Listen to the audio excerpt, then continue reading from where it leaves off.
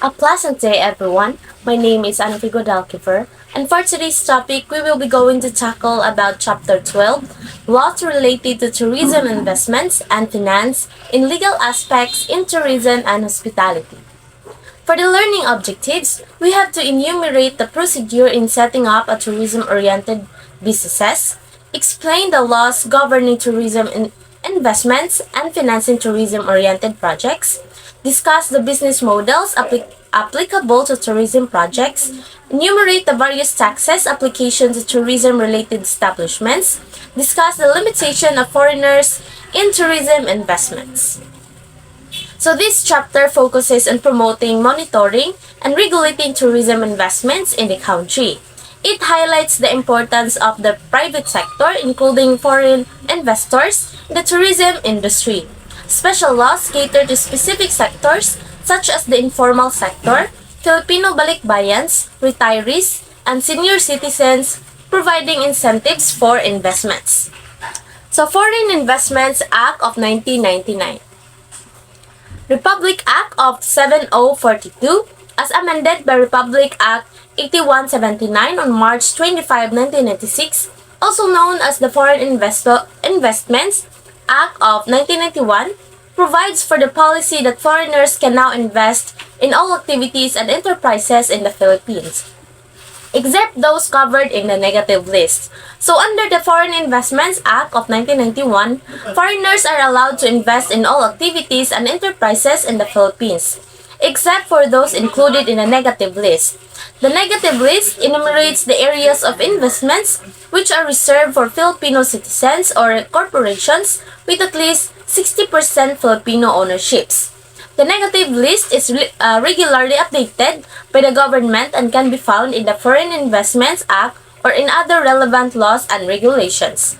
This policy aims to encourage foreign investments and promote economic growth in the country.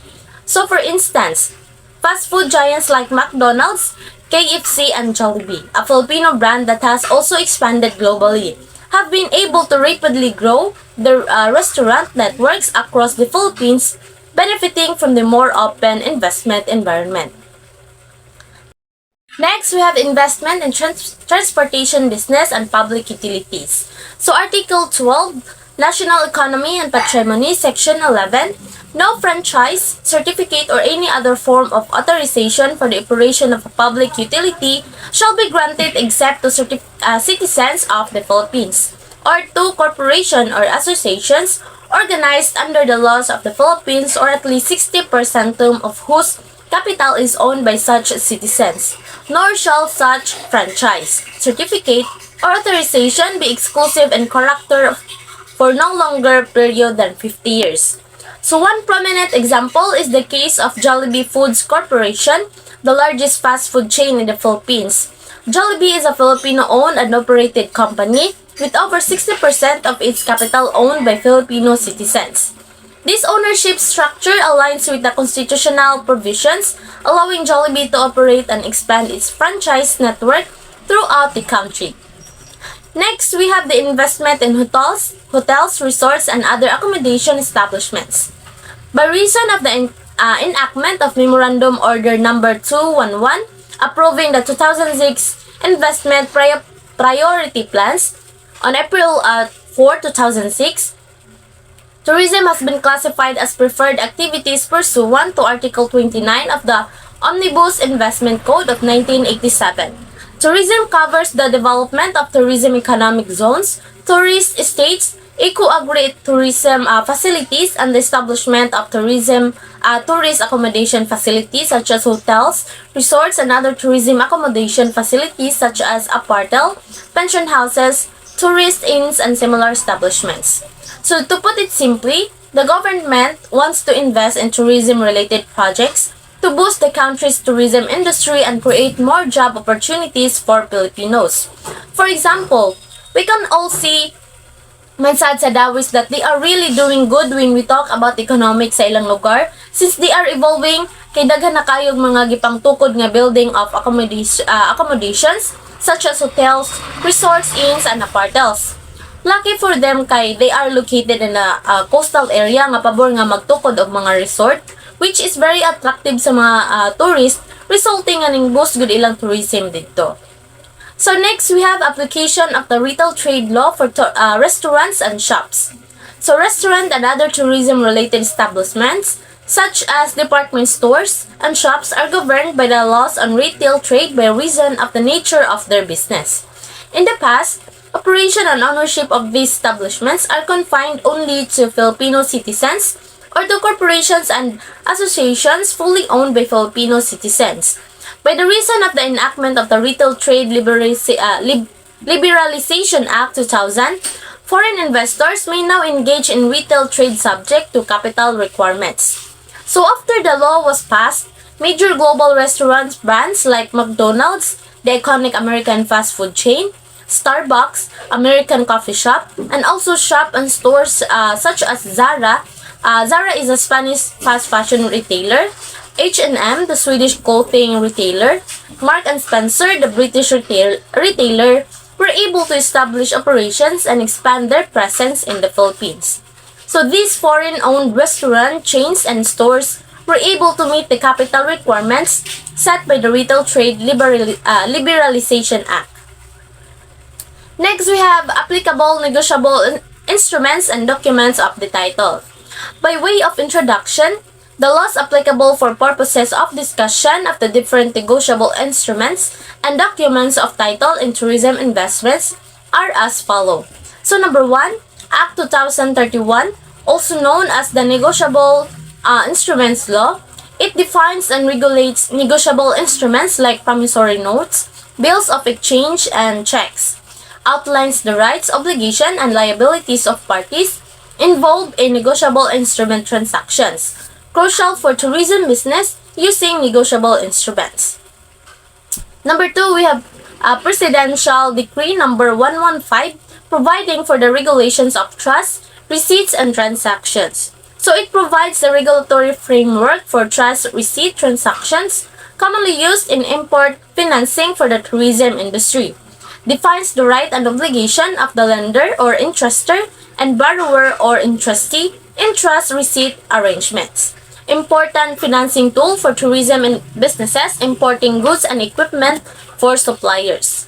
Number 3, we have Warehouse Receipt Law Act 2137.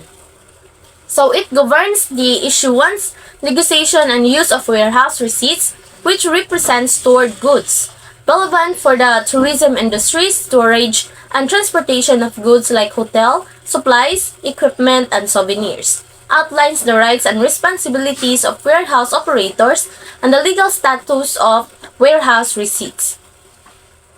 Next, we have Special Economic Zone Act of 1995 or Republic Act 7916. The law provides for the legal framework and mechanism for the creation, operation, administration, and coordination of Special Economic Zone in the Philippines, creating for this purpose the Philippine Economic Zone Authority or PEZA, and for other purposes. On October 7, 2002, the Department of Tourism entered into a memorandum of agreement with PEZA which will grant a Special Economic Zone status to tourism development zones and tourism estates upon registration with PEZA subject to the issuance of the required presidential proclamation. So this agreement allows tourism development zones and tourism estates to be designated as special economic zone once they are registered with PEZA and receive the necessary presidential proclamation. PEZA will approve tourist-focused businesses to operate in these zones, which are meant to cater primarily to foreign tourists. Next, we have business models. Joint venture. In a joint venture, which is similar to partnership, two or more persons bind themselves to contribute money, property, or industry with the intention of dividing the profits among themselves. People versus Caballero, 24059, CR August 26, 1981. A joint venture involves the participation of two or more individuals or entities committing resources and intending to divide profits among them. It shares similarities with a partnership, although it may not have the same legal structure. Joint ventures are typically formed for a specific, limited purpose, while partnership are more general business relationships. In tourism investments, joint ventures allow local businesses and foreign investors to combine resources, expertise, and market access to achieve shared objectives in the tourism sector. So, for instance, Resorts World Manila. This is a large-scale, integrated resort and casino complex located in Pasay City, Metro Manila. It is a joint venture between Travelers International Hotel Group Incorporation, a partnership between Genting Hong Kong and Allianz Global Group Incorporation, and the Philippine government's tourism arm, the Philippine Amusement and Gaming Corporation or PAGCOR. Next, we have franchising. A franchise is a privilege given to a dealer by a franchise service organization to sell the franchisor's product or services, including trademark and trade names, in a given area with or without exclusivity.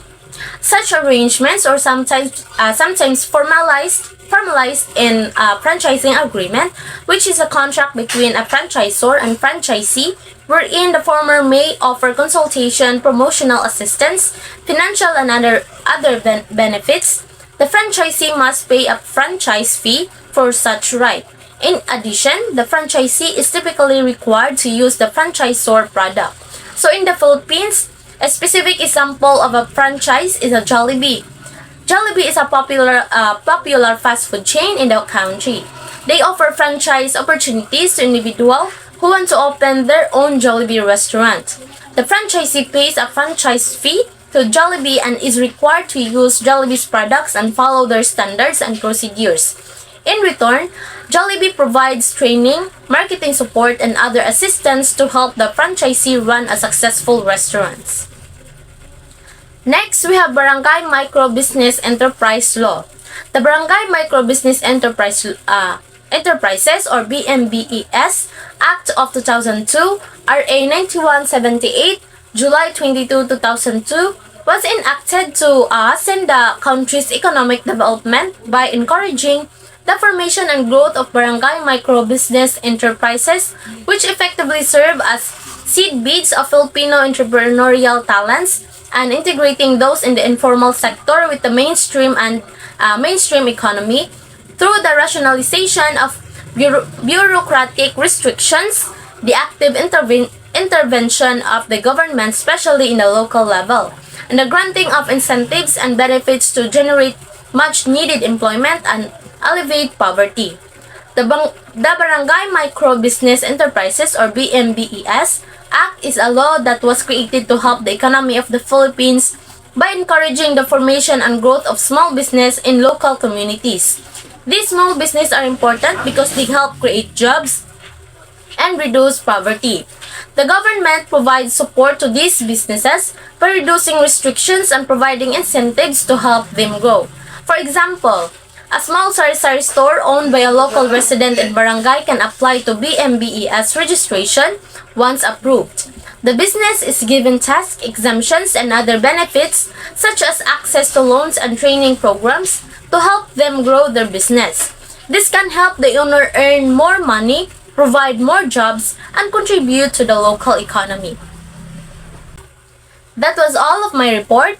Thank you for watching and thank you for listening. Have a great day ahead.